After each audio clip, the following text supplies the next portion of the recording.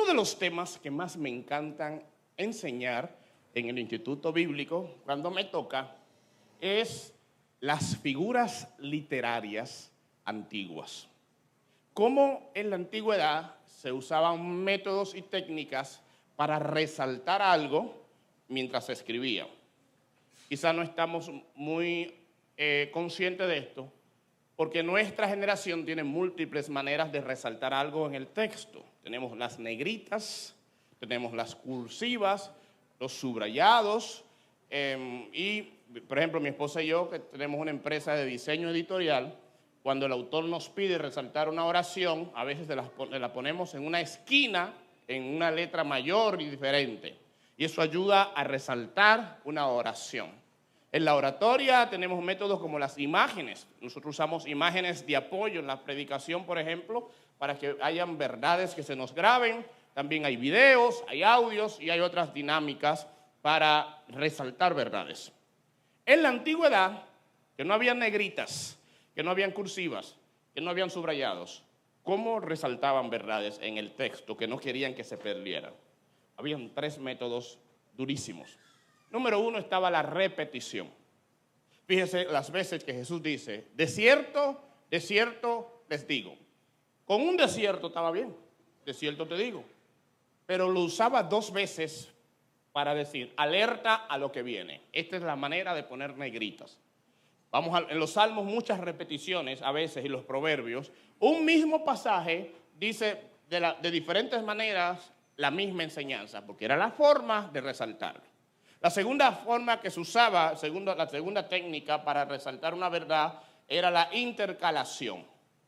Cuando los autores organizaban las historias en la Biblia, muchas veces tomaban una historia, intercalaban, ponían en el medio otra vinculada y luego cerraban la primera historia. Por ejemplo, cuando Jesús va a sanar a la hija de Jairo, ¿qué edad tenía la hija de Jairo?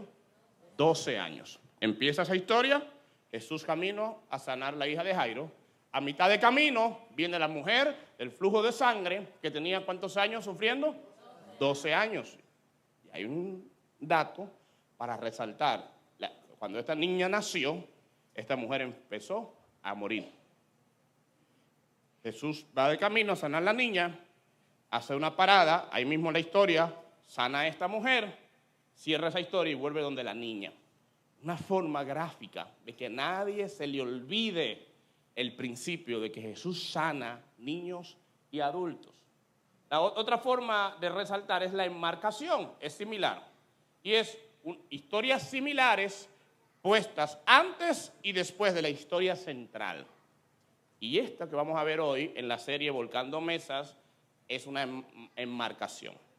Vemos la primera imagen, ponme la primera imagen, un árbol frondoso. La imagen central, la que queremos resaltar, Jesús con el látigo. Y la tercera imagen, un árbol seco. Y veremos cómo estas tres imágenes están conectadas con esta historia que continúa lo que empezamos la semana pasada. Si usted no la ha visto, puede suscribirse en nuestras plataformas de streaming, YouTube o Spotify.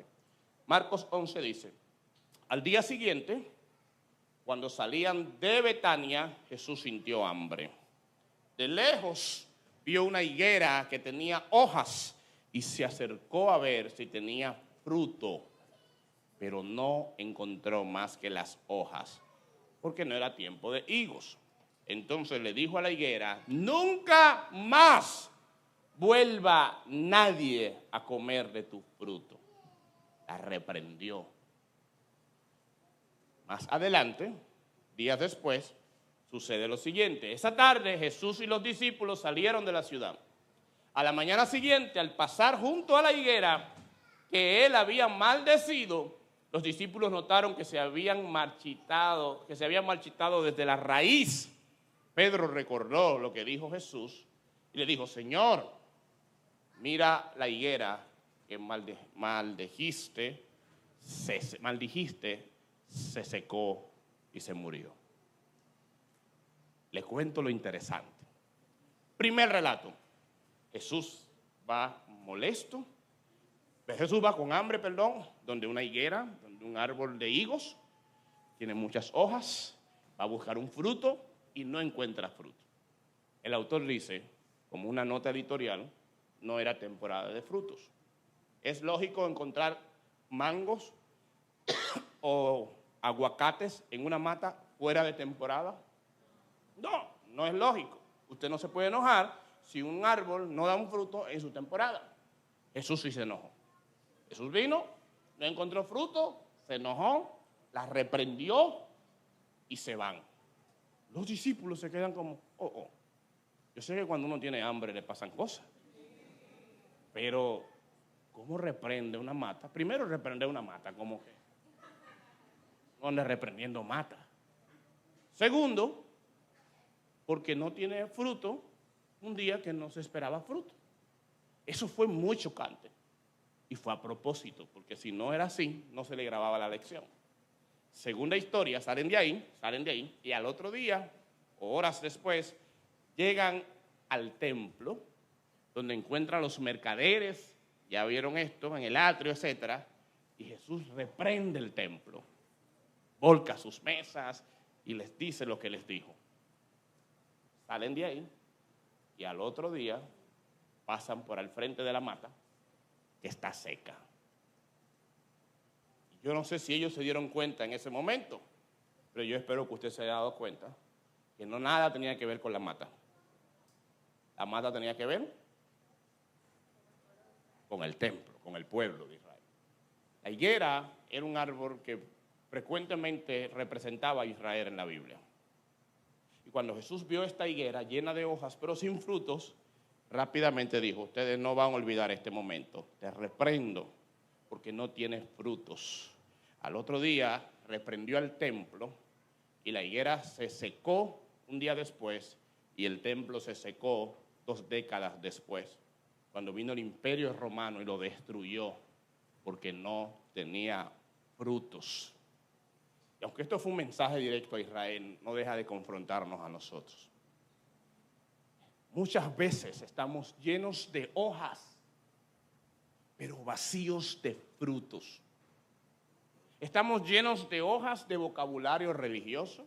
¿Han visto gente así que habla muy evangélico? Señor, yo he visto gente descarriada ya que tienen 20 años que no van a la iglesia y me dicen, amén, varón, ¿cómo está usted, siervo de Dios? Yo, se le quedó. Y a veces uno entra en un vocabulario normal, religioso. Yo en la universidad, a veces el profesor le decía una cosa y yo, amén. Y yo, ay, padre, perdón. Una pregunta, pastor, profesor, escúchame. Y no está mal eso, porque es nuestra frecuencia hablando, pero muchas veces tenemos un vocabulario religioso como hojas y no tenemos nada de frutos. Muchas veces tenemos hojas de asistencia a la iglesia. Estamos de lunes a domingo aquí, pero no tenemos frutos. Hay una canción de Alex Zurdo que a mí no me gusta para nada. Un lunes es de vigilia, martes es de oración, miércoles de silicio, jueves de evangelización, viernes estoy ayunando, sábado intersección, el domingo no cuente conmigo, que para el culto que voy. Yo digo, ven acá, ¿y cuándo sale con la mujer para el cine? ¿Cuándo va al restaurante? ¿Cuándo va a la playa? ¿Cuándo estudia? Bueno, los raperos no estudian realmente. Entonces, es vital congregarse. La Biblia nos manda a congregarnos, pero congregarse puede ser para muchos hojas sin frutos. Y no solamente es importante congregarse, sino tener frutos.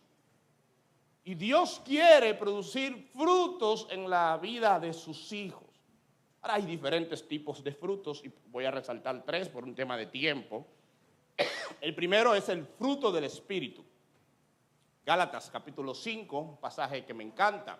En cambio, la clase de fruto que el Espíritu Santo produce en nuestras vidas es amor, alegría, paz, paciencia, gentileza, bondad, fidelidad, humildad y dominio propio. ¿Cómo nos está yendo con eso? ¿Usted quiere evaluar un año sabiamente? No evalúe el año en base a que aprendí inglés, si fui al gimnasio, cuántos libros leí, si viajé. Todo eso es bueno y hágalo. Pero usted quiere subirle otro nivel a su evaluación de un año, saque el fruto del Espíritu y contrástelo con su vida. Este año crecí en amor, amo más que el año pasado. Amo más a mi esposa, a mis hijos, a mis hermanos. Este año crecí en alegría, me río más que los años anteriores, voy más a los shows de humor del pastor Ricky Hell. Sí, porque eso es lo que aporta ese show. La gente cree que es por dinero que yo lo hago. No, señor, yo lo hago por dinero y para dar alegría a la gente. Este año crecí en paz, tengo más paz manejando en las calles de Santo Domingo. Crecí en paciencia con mis amigos, con el servicio al cliente. Crecí en gentileza, en bondad, en fidelidad, en humildad, en dominio propio. Se dice, ¿cómo yo puedo evaluar esto? Los conflictos. Los conflictos me ayudan a evaluar. Lo he dicho anteriormente, los conflictos son esa prueba de sangre que nos hacemos, que te dicen cuáles son cómo van los glóbulos altos, los glóbulos rojos. Yo dije alto, eso no va, ¿no? Glóbulo rojo, glóbulo blanco y glóbulo rosita, a ver, que son medio... Ok, ¿cómo van el fruto del Espíritu? Dios me pincha con un problema. Un problema con la esposa, saca. ¿Qué tanta paciencia tengo? Un problema con mi iglesia, saca. ¿Qué tanta bondad tengo? Un problema con mi trabajo, saca. ¿Qué tanta gentileza o dominio propio? ¿Pero qué hace la mayoría de gente? Que cada vez que tiene un conflicto se va. Son gente que constantemente terminan una relación, se van de la iglesia, se van del trabajo, se van del barrio. Constantemente, cuando Dios te esté examinando para evaluar tu fruto del Espíritu en tu sangre, tú no sabes los resultados porque te fuiste. Y hay cosas que solo las vamos a saber en medio de los conflictos. Estás creciendo este año. Ahora, si no estás creciendo, no te frustres tampoco, porque esto no es un tema de un día para otro. Esto nos toma toda la vida a todos nosotros. Y yo puedo crecer en un área hoy. Yo he crecido mucho en alegría, por ejemplo. Pero después todas las demás, uno está en deficiencia. Y Dios va ayudándonos día a día. Esto es una carrera de por vida. No te me desanimes hoy. Hay tiempo. Tienes más futuro que pasado. El segundo fruto importante es el fruto digno de arrepentimiento. Una frase que se la robamos a Juan el Bautista. Juan el Bautista está bautizando y vinieron multitudes de personas a bautizarse. Y dentro de esas multitudes, como eso era algo que era bueno para las relaciones públicas, se colaron los fariseos. Ellos dijeron, bueno, si se están bautizando y eso ayuda, yo me voy a bautizar también. Y se pusieron en la fila. Juan los vio y veía las intenciones del corazón, no porque las conocía, sino porque estaba lleno de Dios y conocía el fruto de ellos. Y les dijo, generación de víboras, sepulcros blanqueados, hipócritas, hagan pues frutos dignos de arrepentimiento. El hacha ya está puesta a la raíz de los árboles, por tanto, todo árbol que no da buen fruto se corta y se echa al fuego. ¿Qué está diciendo Juan el Bautista? Bautizarse es bueno, es importante. Todo el mundo debería anhelar bautizarse, desear bautizarse. Y si usted no quiere obedecer a lo poco, no va a obedecer a lo mucho. Pero bautizarse sin haber un arrepentimiento genuino es un engaño. Sin confiar en Cristo es un engaño. Y hay gente que hacen cosas espirituales desde una plataforma carnal. Que hacen cosas buenas desde una plataforma contaminada y dañada. Desde buenas obras hasta buenas cosas en la iglesia. ¿Qué decía Juan? Hagan cosas buenas, pero que nazcan del arrepentimiento. ¿Qué es el arrepentimiento? Es la conducta de una persona que tiene dolor por su pecado. Es la conducta de alguien que ha confiado en Cristo como su Señor y Salvador. Es una conducta que puede rastrearse en un antes y un después de Cristo. Que tú puedas decir, antes de Cristo yo era así. Pero después de Cristo he ido cambiando. No seremos perfectos en todo, pero he ido cambiando en tal área, en tal área. Efesios dice, el que robaba, no robe más. ¿Por qué? Porque tú deberías decir, hay cosas que yo hacía antes de Cristo y cuando vine a Cristo, no que la dejé de hacer porque estoy en la iglesia y me están mirando, sino porque algo dentro de mí me conmovió, me reprendió, me sacudió. Eso es dar frutos dignos de arrepentimiento. Eso es evidencia de que estás en un proceso de cambio en tu vida. La palabra arrepentimiento en griego significa metanoia, o es metanoia, que es cambio, transformación. Donde viene quizás metamorfosis. Reversa, es dar un cambio hacia atrás. para volver a empezar otra vez. Y Dios espera ese fruto de nosotros. El tercer fruto es los frutos que damos a través de nuestro servicio. Dones, talentos, habilidades. Efesios 2:10 dice, porque somos hechura suya. Mire qué pasaje más bello. Grábelo, guárdelo, tírele una foto, póngalo de perfil, póngalo en el espejo para cuando no se sienta tan bonito usted diga, yo soy hechura suya. Creados en Cristo Jesús para hacer buenas obras, las cuales Dios preparó de antemano para que anduviéramos en ellas. Dios nos ha dado a nosotros la capacidad de servirle de diferentes formas, de diferentes maneras, en el contexto de la iglesia y en el diario vivir. Y damos frutos cuando usamos esa capacidad para otros. Hay gente que vive ensimismada, vive alrededor de él. Decía un pastor hace muchos años, ese creyente oveja que siempre habla como oveja. Dame, bendecirme, orarme, visitarme, abrazarme, servirme, y siempre está alrededor de mí.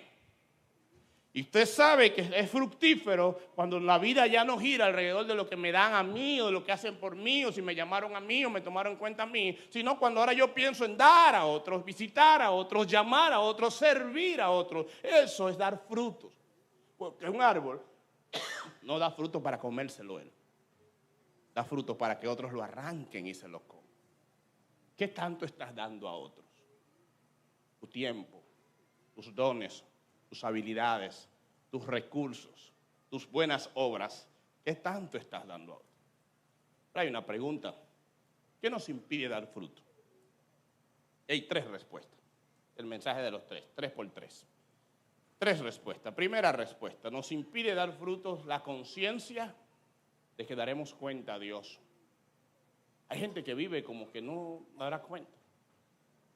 Y a veces no tenemos conciencia de esto cuando decimos, solo Dios puede juzgarnos. Ajá, ¿y eso no te preocupa? A mí me preocupa que Dios pueda juzgarme. Porque no, Dios tiene gracia, pero sus justos son justos. Sus juicios son justos. Así que Dios pueda juzgarnos no debería alegrarnos, debería preocuparnos eso. Entonces, un día daremos cuenta a Él por lo que nos ha dado. El tiempo, los recursos, los dones, talentos. Y no tener esa conciencia puede hacernos que no estemos dando frutos. Segundo, la falta de un arrepentimiento genuino. Hay gente que está en la religión, pero no está arrepentido realmente en Cristo Jesús. Y tercero, y esta es la más frecuente entre los creyentes, las heridas pasadas o presentes. A veces no damos frutos porque estamos heridos por cosas que nos hicieron en la iglesia. Yo quiero decir algo hoy. Y los que nos visitan por primera vez necesito que se tapen los oídos. Y por segunda vez. La iglesia te va a herir. Cuando hablo de la iglesia, no hablo de la iglesia de Cristo porque esa iglesia es perfecta. Hablo de la iglesia de nosotros, los humanos. La gente de la iglesia te van a herir. La iglesia te va a decepcionar. Los líderes de la iglesia te van a maltratar a veces. La gente de la iglesia te va a fallar. El pastor de la iglesia, ¡ay, mi madre! Yo no sé cómo ustedes cayeron en ese gancho. La gente, la iglesia está llena de gente que está diseñada para decepcionarte. Y eso te pasó en una iglesia pasada y te va a pasar aquí también. La iglesia en general. ¿Por qué? Porque la iglesia se parece mucho al arca de Noé. Y en el arca de Noé habían 8 personas y muchos.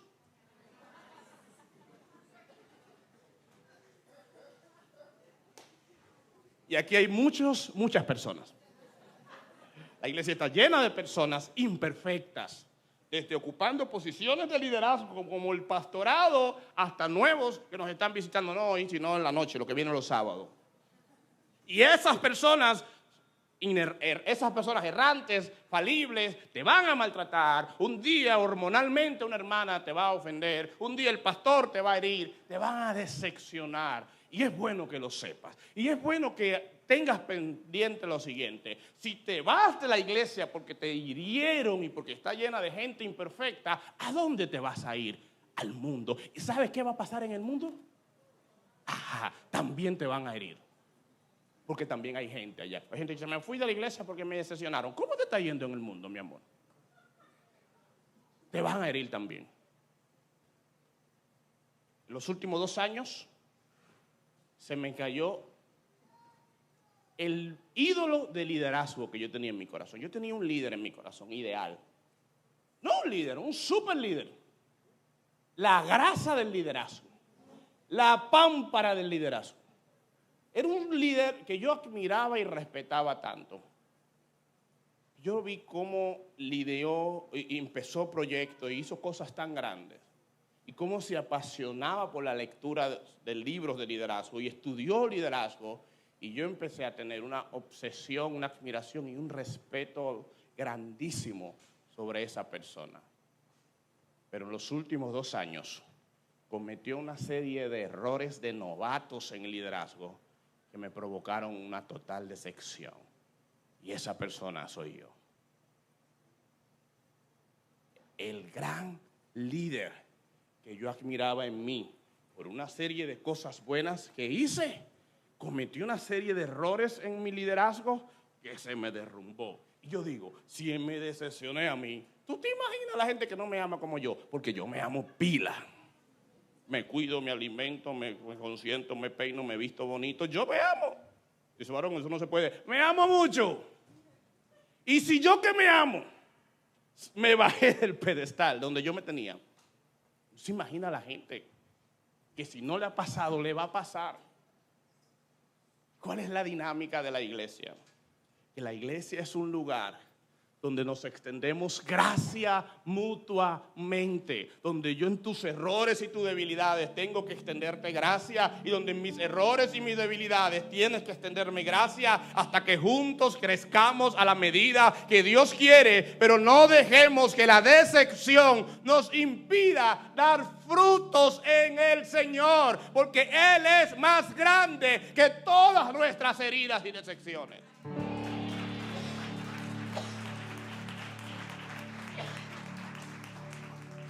No permitas que tus frutos te sequen. No permitas que tus frutos se sequen por tus decepciones y heridas. Y bajo el riesgo de parecer que voy a contradecir todo lo que he predicado, voy a cerrar con esto. La oración no es dar frutos. No salga de aquí diciendo: yo quiero dar frutos, Señor, ayúdame. No. No ore por eso. Usted no tiene que anhelar dar frutos. ¿Qué tiene que anhelar? Juan capítulo 15 dice: permanezcan en mí y yo permaneceré en ustedes. Pues una rama no puede producir fruto si la cortan de la vid. Ustedes tampoco pueden producir frutos a menos que permanezcan en mí, dijo Jesús. Somos como árboles, pero si nuestras raíces están puestas en Cristo Jesús, enfrentaremos tormentas, pero permaneceremos. Enfrentaremos sequías, pero permaneceremos. Enfrentaremos podas, pero permaneceremos. Enfrentaremos plagas, pero permaneceremos, porque nuestra firmeza no está en las circunstancias externas, está en donde están sembradas nuestras raíces. Y si están en la roca eterna que es Cristo Jesús, podemos doblarnos, podemos sacudirnos con los vientos, nuestros frutos un día se pueden secar, las plagas nos pueden consumir, pero como decía un cantante, nos vamos a doblar muchas veces, pero no nos vamos a partir, porque estamos sembrados en roca firme que es Cristo Jesús. Permanecer. Yo sé que Carlos está diciendo: yo me doblé muchas veces, pero no me partí. Ay. La ventaja de nuevos en la iglesia, que tienen las referencias muy claras. Permanecer es el desafío. Porque es natural que todo el que está sembrado en Cristo da frutos. No hay que forzarlo, ni que pedirlo, ni motivarlo. Sale. Es imposible estar sembrados en una buena tierra y que de nosotros no salga algo bueno. Pero voy a cerrar con esto. Podemos estar tan secos y llenos de hojas, pero carentes de frutos, que podemos tener una Biblia que ya no nos habla, que podemos tener una cruz que ya no nos salva, que podemos tener una fe que ya no mueve montañas, que podemos vivir en el valle de los huesos secos y ser un esqueleto más ahí adentro, que podemos tener gente esperando con hambre algo que salga de nosotros, nuestros panes y peces, y estar sentado viendo nuestra red averiada. Podemos ser sal sin salar. Podemos ser una luz escondida debajo de la mesa. Podemos ser de esas 5 vírgenes insensatas que estaban descuidadas, que estaban despistadas. Podemos tener la armadura de la fe oxidada porque no la usamos. Podemos cometer el riesgo de ser una iglesia encerrada en las 4 paredes, con nuestros misioneros en sus casas cómodos y nuestras ofrendas guardadas en los bancos, porque tenemos tantas hojas, pero nada de frutos.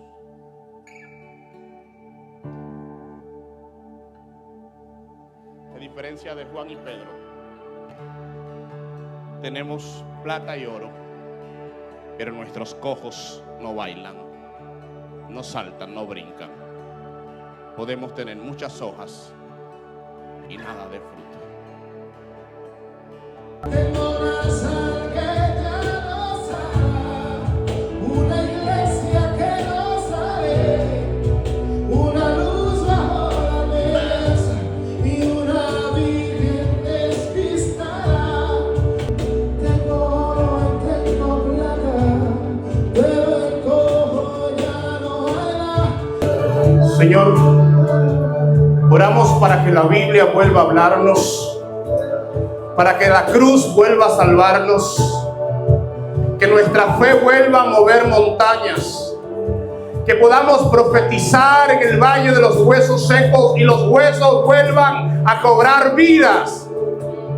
Oramos, Señor, que las multitudes vuelvan a comer panes y peces de nuestras manos, que nuestra sal vuelva a salar, que nuestra luz alumbre a todos, que seamos de las vírgenes prudentes y atentas, que nuestras armaduras estén listas para la guerra, que podamos tener oro y plata, pero nuestros cojos salten de victoria, de gozo, de ánimo, porque tú eres un Dios que está evaluando, haciendo y creando frutos en nuestras vidas, que no solo somos hojas, somos árboles que están dando constantes frutos hasta que tú vengas o nos mandes a buscar.